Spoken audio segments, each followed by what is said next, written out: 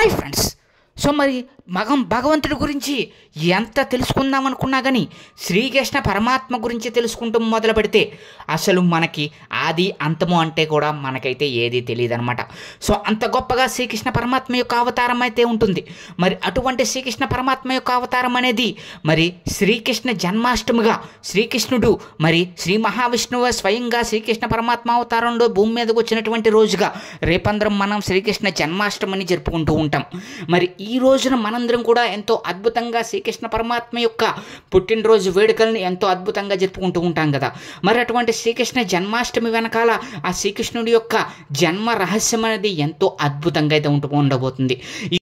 ఎవరైనా కనుక first time మన ఛానల్ చూస్తున్నట్లయితే కనుక సబ్స్క్రైబ్ చేసుకుని పక్కన ఉన్న బెల్ ఐకాన్ క్లిక్ చేసేయండి. మా ఛానల్ చూస్తున్నారు కానీ సబ్స్క్రైబ్ చేసుకోవట్లేదు. అలాగే మీరందరూ కూడా మా ఛానల్ లైక్ చేయండి. మీరు లైక్ చేయడం వల్ల నేను మరిన్ని వీడియోస్ చేయగలుగుతాను. ఈ వీడియోకి నేను ఇచ్చే లైక్స్ అంటే సో అట్లీస్ట్ ఒక 150 లైక్స్ అయితే ఈ వీడియోకి నేను ఇస్తున్నాను. కాబట్టి మీరందరూ కూడా సపోర్ట్ చేయండి. అలాగే మరి ఈ వీడియోని స్కిప్ చేయకుండా చివరి వరకు చూడడానికి ట్రై చేయండి. మరి సాక్షాత్తు శ్రీ మహావిష్ణువే శ్రీకృష్ణ పరమాత్మని అవతారంలో మరి ఆ యొక్క కృష్ణ అవతారాన్ని స్థాపించి భూమి మీదకు వచ్చి దేవకి వసుదేవుల మరి అష్టమ సంతానంగా మరి పుట్టడం జరిగింది. మరి అటువంటి శ్రీకృష్ణ పరమాత్మ యొక్క జననం అనేది అనన్య సామాన్యం. ఎవ్వరికీ కూడా ఎప్పటికీ కూడా గుర్తుండిపోయేటువంటి శ్రీకృష్ణ పరమాత్మ యొక్క అవతారం అనేది ఇప్పటికీ మరి మనందరం కూడా శ్రీకృష్ణుడిని హిందువుల్లో ప్రధాన దైవంగా ఆరాధించుకుంటూ ఉండి కృష్ణతత్వం లేకుండా ఈ ప్రపంచమే లేదు, ఈ సృష్టి లేదు అనే విధంగా మనందరం కూడా శ్రీకృష్ణ పరమాత్మని స్మరించుకుంటూ ఉంటాం. అటువంటి బాలకృష్ణుడు జన్మించిన రోజే మరి రేపటి రోజున అష్టమి రోజున శ్రీకృష్ణాష్టమిగా మనందరం కూడా జరుపుకుంటూ ఉంటాం. మరి శ్రీకృష్ణుడు దేవకీ వసుదేవులకు అష్టమ సంతానంగా జన్మించడం అనేది ఒక అద్భుతం, ఒక అనన్య సామాన్యమైనటువంటి ఆ జన్మ అనేది మామూలు కాదనమాట. మరి దీని వెనకాల ఉన్నటువంటి అసలు చరిత్ర ఇప్పుడు మనం తెలిసేసుకుందాం. మరి శ్రీకృష్ణ పరమాత్మ లోకకంటకుడైనటువంటి రాక్షసుడైనటువంటి కంసుణ్ణి వధించడానికి మరి భూమి మీదకు అవతరించినటువంటి అవతారంగా మనందరికీ తెలుసు కదా. పూర్వం కంసుడు అనేటువంటి ఒక రాక్షసుడు భూప్రపంచం మొత్తాన్ని కూడా మరి ఈ విధంగా ఆక్రమించి మరి అందరినీ కూడా భయపెట్టి దేవతలను దానవులను అందరినీ భూమి మీద ఉన్నటువంటి సర్వజనులన్నీ కూడా భయపెడుతూ మరి ఉండేవాడు. అటువంటి మరి ఆ యొక్క రాక్షసుని సంహరించాలంటే మామూలు విషయం కాదు. నా మానవుల వల్ల అవ్వంది, దేవతల వల్ల ఎవరి వల్ల కానిది ఒక్క శ్రీ మహావిష్ణువు వల్ల మాత్రమే అవుతుంది. అది కూడా శ్రీ మహావిష్ణువు యొక్క అవతారం వల్ల మాత్రమే అవుతుంది. అందుకే మరి శ్రీకృష్ణ పరమాత్మ మరి ఆ యొక్క అవతారానికి మరి నాంది పలికాడు. అంటే ఆ యొక్క అవతారానికి ఎలాగైనా సరే భూమి మీద మరి ఆ యొక్క కృష్ణుడి రూపంలో జన్మించాలని చెప్పేసి దానికి దేవకి వసుదేవుల యొక్క మరి ఆ యొక్క తల్లిదండ్రులుగా వాళ్ళని ఎంచుకుని వాళ్ళ రూపంలో ప్రకటన అవడానికైతే శ్రీకృష్ణ పరమాత్మ అయితే ముందుగా అయితే అంగీకరించడం జరిగింది. అయితే ముందుగానే దేవతలు అందరినీ కూడా తన ప్రతిరూపాలుగా ముందే నేను రావడానికి ముందే కూడా దేవతలందరూ కూడా భూమి మీదకి వెళ్ళి ఆ యొక్క ప్రదేశంలో ఆ యొక్క నగరంలో మరి మీరందరూ కూడా ముందుగానే మానవ జన్మలో జన్మించమని చెప్పడంతో కృష్ణుడు మరి అలాగే బలరాముడు కూడా ఆ యొక్క దేవతా అవతారంలో దేవతాంశగాన్ని పుట్టడం జరిగింది. ఆ విధంగా ముందుగా దేవతలందరినీ కూడా భూమి మీదకి ప్రవర్తింపజేసిన తర్వాత శ్రీకృష్ణ పరమాత్మే మరి భూమి మీదకైతే అవతరించడం జరిగింది. ఈ యొక్క కంసుడికి ఒక చెల్లి ఉంది. ఆమెనే పేరే దేవకి అనమాట. మరి అటువంటి దేవకీకి వసుదేవుడితో వివాహం జరిపించినటువంటి కంసుడు మరి ఎంతో ఆనందంగా చెల్లెల్ని మరి ఈ యొక్క బావగారైనటువంటి మరి ఈ వసుదేవుడిని కూడా రథం మీద తీసుకెళ్తూ ఉంటాడు. ఎంతో ఉత్సాహంగా ఎంతో ఆనందంగా వాళ్ళిద్దరినీ కూడా తీసుకెళ్తూ ఉంటే మరి రథం కొంచెం దూరం వెళ్ళగానే పైనుంచి ఆకాశవాణి అయితే వినిపిస్తుంది. కంస, నీకు మరణం తప్పదు. నీ చెల్లెల నుంచి పుట్టినటువంటి 8వ సంతానం నిన్ను సంహరిస్తుంది అని, ఆ యొక్క 8వ శిశువు రూపంలోనే నీకు మృత్యువు అయితే రాబోతుంది, మీ చెల్లెల ద్వారానే నీకు మృత్యువు రాబోతుంది అని చెప్పేసి స్వయంగా ఆకాశవాణి వినిపించి చెప్పడంతో మరి కంసుడికి వెంటనే కూడా విపరీతమైనటువంటి చెల్లెల మీద విపరీతమైన కోపం వచ్చిందనమాట. ఆ విధంగా తీవ్ర కోపానికి గురైనటువంటి కంసుడు మరి తనకి చంపబోయేటువంటి బిడ్డ మరి ఈ యొక్క దేవకి గర్భాన్ని జన్మిస్తాడని తెలుసుకున్న వెంటనే దేవకి దేవిని వెంటనే కూడా సంహరించబోతూ ఉంటాడు.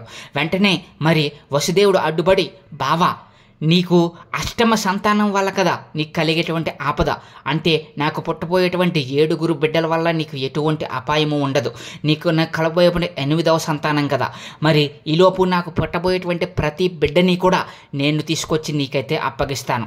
అప్పగించిన తర్వాత వాళ్ళని నువ్వు ఏమైనా చేసుకో, అంతేనే కానీ దేవకీ దేవిని మాత్రం నువ్వు చంపొద్దని చెప్పేసి అయితే మరి కంసుడి వద్ద అయితే మాట తీసుకుంటాడు. మరి దేవకీ దేవి యొక్క భర్త అయినటువంటి వసుదేవుడు. అప్పుడు వెంటనే కంసుడు దేవకిని వసుదేవుడిని చెరసాలలో అయితే బంధించడం జరుగుతుంది. ఈ విధంగా మరి పుట్టిన ప్రతి ఒక్క బిడ్డని కూడా కంసుడి దగ్గరికి తీసుకెళ్తూ ఉంటాడు. ఆ విధంగా 7 బిడ్డల్ని దేవకీదేవి అయితే జన్మమిస్తుందన్నమాట. 7 కూడా కంసుడు సంహరిస్తాడు. మరి అష్టమ సంతానమైనటువంటి సాక్షాత్తం శ్రీ మహావిష్ణు అవతారమైనటువంటి శ్రీకృష్ణ పరమాత్మ శ్రావణ బహుళ అష్టమి రోజున 8వ సంతానంగా దేవకీ వసుదేవులకి జన్మిస్తాడు. అర్ధరాత్రి రోజున ఆ రోజున శ్రీకృష్ణ పరమాత్మ మరి తన యొక్క యోగ మాయ చేత మొత్తం ఆ యొక్క నగరం అంతా కూడా, కంసుడి యొక్క రాజ్యం అంతా కూడా మొత్తం అందరూ కూడా నిద్రలోకి జారుకునేలా చేస్తాడు. తన యొక్క యోగ మాయతోటి తన యొక్క యోగ నిద్రలోకి అందరినీ పంపించేసిన తర్వాత మరి ఆ యొక్క శ్రీకృష్ణుడి జన్మం అనేది అయితే జరుగుతుంది. దాన్నే అష్టమి రోజున శ్రీకృష్ణ అష్టమిగా మనందరం జరుపుకునేటువంటి గొప్ప అష్టమి రోజున శ్రీకృష్ణ పరమాత్మ మరి దేవకీ వసుదేవులకి సంతానంగా జన్మించడం జరుగుతుంది. వీళ్ళిద్దరి యొక్క చెరసాల్లో ఉండగానే శ్రీకృష్ణ పరమాత్మ అయితే వీళ్ళకైతే మరి జన్మించడం జరుగుతుందన్నమాట. మరి ఈ విధంగా 8వ సంతానంగా శ్రీకృష్ణ పరమాత్ముడు మరి దేవకి గర్భాన్ని అయితే జన్మించడం జరుగుతుంది.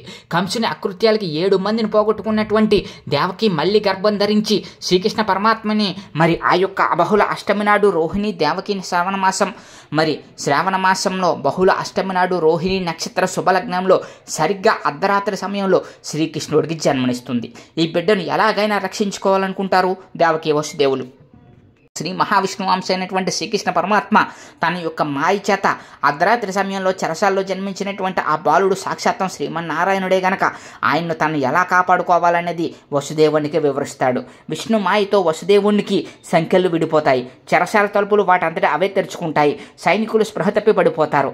రేపల్లెకు పయనమవుతాడు వసుదేవుడు బాలకృష్ణుడితో బుట్టలో పెట్టుకుని రేపల్లెకు బయలుదేరతాడు. అర్ధరాత్రి వేళ కుంభవృష్టి కురుస్తూ ఉండగా చిన్ని కృష్ణునికి ఆదిశేషుడు పడగవిప్పి గొడుగవుతాడు. అమిత వేగంతో ప్రవహిస్తున్నటువంటి గంగానదికి 2గా చీలి వసుదేవునికి మార్గం ఇవ్వగా వసుదేవుడు యమునా నది దాటుకుంటూ వెళ్ళి రేపల్లి చేరుకుంటాడు. ఈ విధంగా మరి రేపల్లెకు శ్రీకృష్ణ పరమాత్మ మరి ఆ విధంగా కంసుడి చెర నుంచి తప్పించుకుని శ్రీకృష్ణ పరమాత్మ బాలకృష్ణుడిగా జన్మించిన వెంటనే కూడా మరి రేపల్లి చేరుకుంటాడు. యశోద తనయుడిగా చిన్ని కృష్ణుడు మరి వెళ్తూ ఉంటాడనమాట.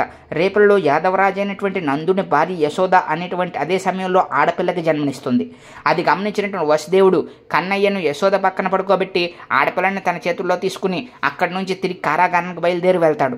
వసుదేవుడు కారాగారంలో రాగానే తిరిగి అతని సంఖ్యలు వాటికవే పడిపోతాయి. భటులు మేల్కొంటారు. పసిబిడ్డ ఏడుపులు విని కంసునికి సమాచారం అందిస్తారు. ఈ విధంగా శ్రీకృష్ణ పరమాత్మ తన యొక్క యోగ మాయ చేత తన యొక్క మరి మా శ్రీమన్నారాయణుడి యొక్క శక్తి చేత మరి ఈ విధంగా రేపల్లకైతే చేరుకొని యశోదకి మరి పుత్రుడిగా మారిపోతాడు. మరి ఆ విధంగా మారిపోయినటువంటి శ్రీకృష్ణ పరమాత్మ యోగమాయ అని చెప్పి కఠోర సత్యాన్ని కూడా తెలుసుకునేలా చేస్తాడనమాట. భటుల నుంచి సమాచారం అందుకున్న కంసుడు ఆకాశవాణి చెప్పిన ప్రకారం మగబిడ్డ వలనే కదా నీకు ప్రాణాభయం, కానీ పుట్టింది ఆడపిల్ల కదా అని విడిచిపెట్టమని దేవకి ఎంత ప్రార్థించినా కూడా వినకుండా ఆ పసిబిడ్డను చంపడానికి ఆ యొక్క మరి మన కంసుడైతే ప్రయత్నం చేస్తాడు. శిశువును యోగమాయగా మారి ఆ యొక్క పసిబిడ్డను గాలిలోకి ఎగరేసి తన ఖడ్గంతో సంహరించాలని చెప్పేసి కంసుడు గాల్లోకి ఎగరేయగానే మరి ఆ శిశువు గాల్లోకి ఎగరగానే మరి అసలు సిసలైనటువంటి మరి దేవి అవతారాన్ని చూపిస్తూ నిన్ను చంపేవాడు పుట్టాడు అని చెప్పేసి అయితే మాయమైపోతుంది.